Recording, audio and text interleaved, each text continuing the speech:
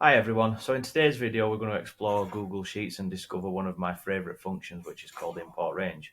This function seamlessly transfers data between spreadsheets, streamlining collaboration and boosting efficiency. With Importrange you can easily integrate data from multiple sources, simplifying analysis and organisations. So say goodbye to manual entry and hello to productivity with Importrange in Google Sheets. So let's head over to the sheet and get started. So again, I'm going to work in the document that I created for this video, and I'm going to utilize tab 5 called Company 5. And this is where we're going to use Importrange to bring through the data from the external sheet called Company 5, and we're going to bring through this data here. Right, so the first thing we need is the sheet ID, which we can obtain from the address bar. This is the full URL, but we only need a section of it, and it's this section here, which is after the slash after the D and before the slash before edit. So copy this sheet ID with Control C or right click and copy, and then add back to the sheet where you're going to import the range. So select the cell where you want to start typing your function, and as always with Google Sheets you start typing the formula with an equal sign and then the name of the function. In this case it's Importrange. So you can start typing it, and as you can see it filters through, so Importrange is at the bottom here. So we select it and then it automatically fills it in and opens the parentheses. So the first option we've got within the formula is the spreadsheet URL, which we've just copied. It's important that you need to put these in quotations, so open your quotations, Control V to paste the name, or right click and paste, and then close the quotations. Then you need to put a comma, and then for the second option in the formula you need the range that you're pulling through.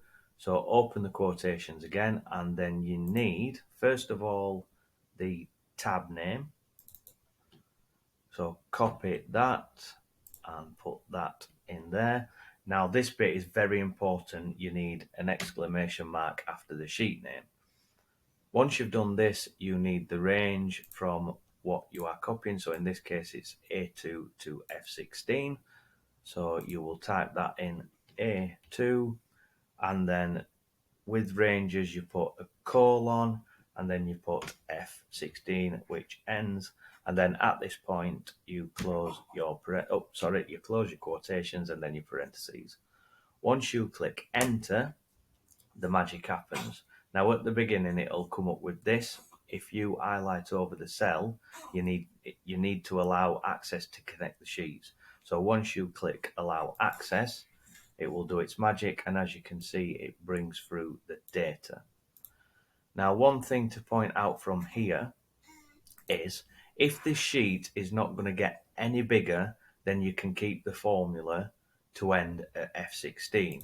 But if this sheet is going to be expanded on a daily basis, you need to leave the end cell open, and to do this go back to your formula, and rather than it say F16, just delete that and keep it as F, because what that does now then is it says that it's going from A2 and then it'll go to however long F, the column F is.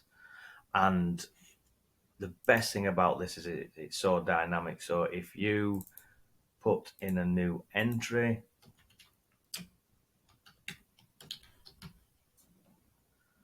I